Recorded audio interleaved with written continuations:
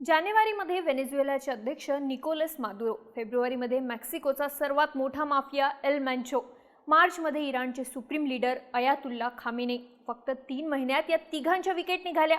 व्हेनेझुएलाच्या अध्यक्षांना घरात घुसून पकडण्यात आलं, एल मॅन्चोला त्याच्याच देशात उडवण्यात आलं, तर खामेनी यांनाही त्यांच्याच देशात राजधानीत ठार मारण्यात आलं. या सगळ्या मागे कोणाचा हात होता? तर याचं एकच उत्तर आहे, युनायटेड स्टेट्स ऑफ अमेरिका. जगातला सर्वात श्रीमंत, सर्वात शक्तिशाली, सर्वात मोठी अर्थव्यवस्था असलेला आणि सर्वात ताकदवान मिलिटरी असलेला देश. आज संपूर्ण जगावरती एक प्रकारे अमेरिकेचं वर्चस्व आहे. वॉल स्ट्रीट पासून हॉलिवूड पर्यंत, डॉलर पासून सिलिकॉन व्हॅली पर्यंत सगळीकडे अमेरिकेचा प्रभाव आहे. गुगल, मेटा, ॲपल, ॲमेझॉन, जगातल्या मोठमोठ्या कंपन्या अमेरिकेतच आहेत. अफगाणिस्तान, बांगलादेश, इराक, जगात कुठेही सत्तांतर झालं तर त्याच्या लिंक्स अमेरिकेशी लागतात. पण हे सगळं घडलं कसं? 400 वर्षांपूर्वी ज्या देशाचं अस्तित्वही कोणाला माहीत नव्हतं, तो देश आज एवढा ताकदवान कसा झाला? एवढ्या कमी काळात अमेरिका जगाचा बादशाह कसा बनला? जाणून घेऊया या व्हिडिओच्या माध्यमातून. नमस्कार, मी दिव्या आणि तुम्ही पाहताय बोलभिडू. या सगळ्याची सुरुवात होते 1492 पासून. इटालियन एक्सप्लोरर ख्रिस्तोफर कोलंबस भारताच्या शोधात युरोपातून जहाजानं निघाला होता. तो पश्चिमेकडे जात होता.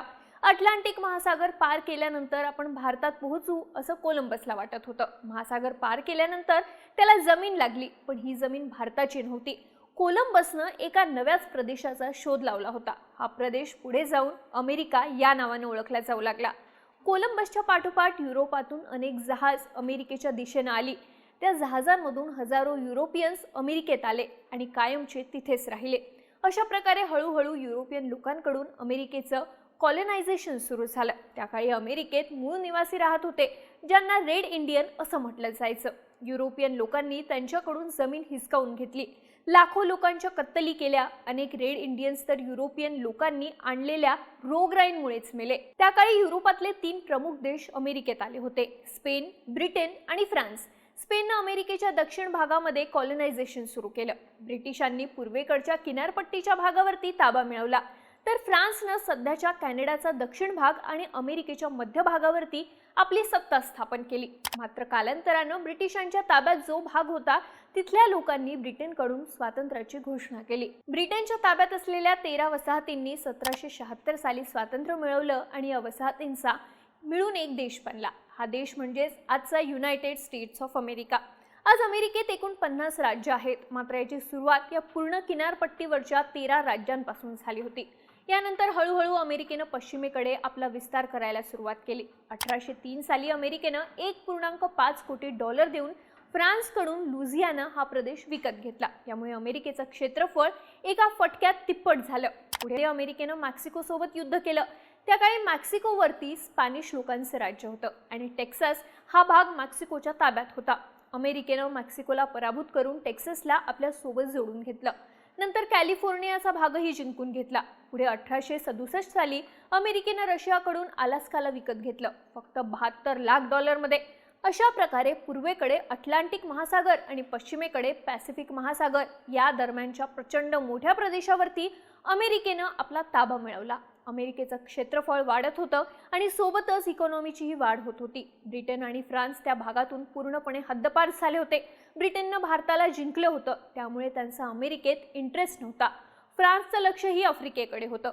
स्पेननं दक्षिण अमेरिका खंड जिंकला होता, त्यामुळे उत्तरेकडे अमेरिका या नव्या देशाला कोणाचाही विरोध झाला नाही. अमेरिका सुपर पॉवर बनण्याची ही सुरुवात होती. यानंतर 20व्या शतकाच्या पहिल्या 50 वर्षात जगात 2 महायुद्ध झाली. पहिलं महायुद्ध 1914 ते 1918 दरम्यान झालं, तर दुसरं महायुद्ध 1939 ते 1945 दरम्यान घडलं. ही दोन्ही महायुद्ध कुठे झाली?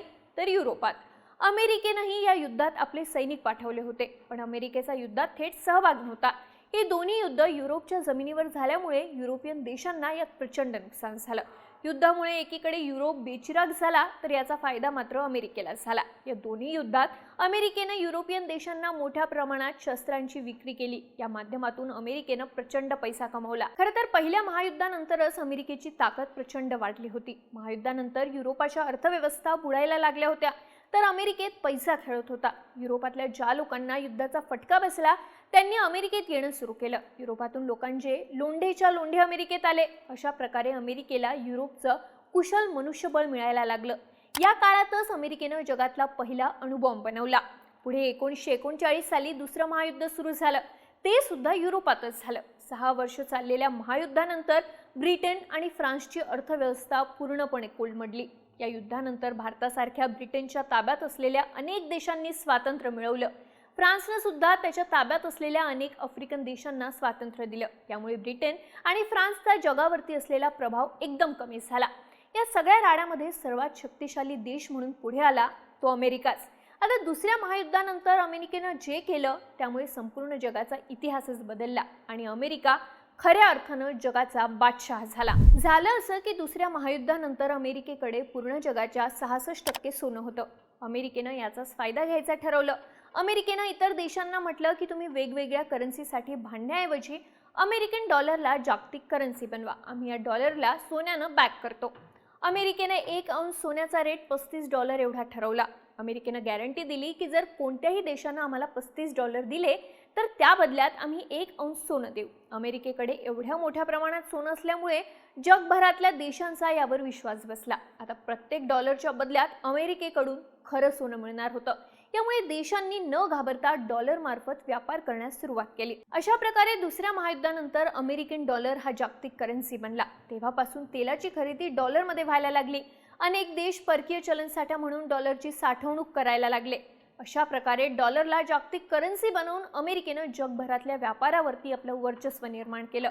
पण 1971 साली अमेरिकेनं जगाला मोठा धक्का दिला। अमेरिकेचे तत्कालीन अध्यक्ष रिचर्ड निक्सन यांनी सांगितलं की आम्ही डॉलरला देत असलेली सोन्याची बँकिंग बंद करत आहोत।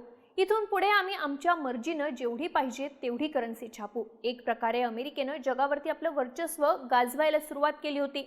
हे सगळं या देशानं दुसऱ्या महायुद्धानंतर केलं। दुसऱ्या महायुद्धानंतर जागतिक राजकारणात आणखी एक घटना घडली, ज्यामुळे अमेरिका सुपर पॉवर म्हणून पुढे आला। ही घटना म्हणजे शीतयुद्ध, अर्थातच कोल्ड वॉर। शीतयुद्ध हे एक प्रकारचं आयडियोलॉजिकल वॉर होतं, भांडवलशाही अमेरिका विरुद्ध कम्युनिस्ट सोव्हिएत युनियन यांच्यातलं। या दोन देशांनी एकमेकांशी थेट युद्ध केलं नाही, त्यांनी एकमेकांशी प्रॉक्सी वॉर लढलं। अमेरिकेला ज्या देशांमध्ये वाटत होतं की तिथे कम्युनिस्ट आयडियोलॉजीचा विस्तार होतोय, तिथे हस्तक्षेप करायला सुरुवात केली। यामध्ये अमेरिकेची गुप्तचर यंत्रणा CIA रोल सर्वात महत्त्वाचा होता। 1967 मध्ये क्युबाचा कम्युनिस्ट क्रांतिकारी जे ग्वेरा याला दक्षिण अमेरिकेतल्या बोलिव्हियामध्ये पकडण्यात आलं। नंतर बोलिव्हियन सरकारनं त्याला फाशीची शिक्षा दिली। ग्वेरा याला CIAच्या मदतीनेच पकडण्यात आलं होतं। याच काळात अमेरिकन सैन्य व्हिएतनाममध्ये उतरलं होतं। दक्षिण व्हिएतनामवरती कम्युनिस्टांचा ताबा रोखणं हा अमेरिकेचा उद्देश होता। कोरियन युद्धातही अमेरिकेचा हस्तक्षेप होता। या युद्धात अमेरिकेनं दक्षिण कोरियाला मदत केली होती। 1965 साली अमेरिकेनं डॉमिनिकन रिपब्लिक या देशामध्ये ऑपरेशन पॉवर पॅक अंतर्गत 22,000 सैनिक पाठवले होते। या देशामध्ये कम्युनिस्टांचा प्रभाव वाढू नये असा अमेरिकेचा प्रयत्न होता। 1960 ते 1961 दरम्यान काँगोमध्ये सत्ता परिवर्तन करण्यासाठी अमेरिकेनं मदत केली। 1964 साली ब्राझीलमध्ये लष्करी उठावाला अमेरिकेनं पाठिंबा दिला। 1973 साली चिली देशामध्ये जनरल ऑगस्टो पिनोशेट यांना सत्तेवर आणण्यासाठी जो उठाव झाला होता, त्या उठावाला अमेरिकेनं पाठिंबा दिला होता।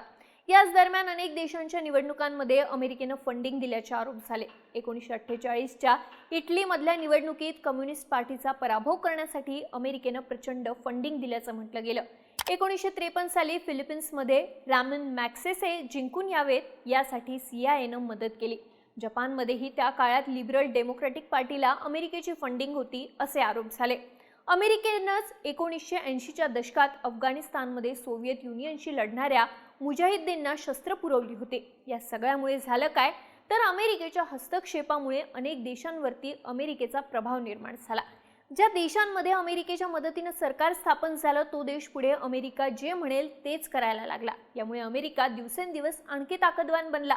अमेरिकेनं या जोरावर जगभरात आपली मिलिटरी बेसेस उभारणे सुरू केलं। आज वेगवेगळ्या देशांमध्ये अमेरिकेचे 750 ते 800 मिलिटरी बेसेस आहेत। तिथे 1.5 लाखपेक्षा जास्त अमेरिकन सैनिक कायम तैनात असतात। या सगळ्यामुळे अमेरिकेचा जगावरती एवढा प्रभाव निर्माण झालाय। त्यातच 1991 साली आणखी एक मोठी घटना घडली। त्या वर्षी सोव्हिएत युनियनचं विघटन झालं। अशा प्रकारे जगात अमेरिका ही एकमेव महासत्ता उरली. तेव्हापासून अमेरिकेचा हा दर्जा कायम आहे. खरं तर अमेरिकेनं सुरुवातीपासूनच जगभरातल्या टॅलेंटेड लोकांना आपल्याकडे आकर्षित केलंय. 250 वर्षांपासून लोकशाही असल्यामुळे तिथे इनोव्हेशन आणि एक्सपेरिमेंटला चालना मिळाली आहे. यामुळे अमेरिकेत अनेक संशोधनं झाली. नासा सारखी अंतराळ संस्था उदयास आली. कम्प्युटर आणि इंटरनेटच्या जमान्यात गुगल, मायक्रोसॉफ्ट आणि फेसबुक सारख्या कंपन्या उभ्या राहिल्या. आज अमेरिकेतली सिलिकॉन व्हॅली जगाचं टेक्नॉलॉजी हब आहे. न्यूयॉर्कचं वॉल स्ट्रीट जगाचं फायनान्शियल हब आहे. हॉलिवूड सारखी फिल्म इंडस्ट्री इथे आहे. फक्त मिलिटरीच नाही तर एक सॉफ्ट पॉवर म्हणून अमेरिकेचा जगावरती प्रभाव आहे. या सगळ्याची सुरुवात फक्त 13 वसाहतींमधून झाली होती. पुढच्या 200 वर्षात या देशानं संपूर्ण जगाची दिशा बदलली. आज अमेरिका जगाचा बादशाह आहे तो यामुळेच. तुम्हाला या सगळ्याबाबत काय वाटतं? अमेरिका एवढा ताकदवान कसा बनला असावा? तुमची मतं आणि प्रतिक्रिया आम्हाला कमेंट करून नक्की सांगा आणि माहितीपूर्ण व्हिडिओसाठी बोलबिडूच्या YouTube चॅनलला सबस्क्राईब करायला विसरू नका.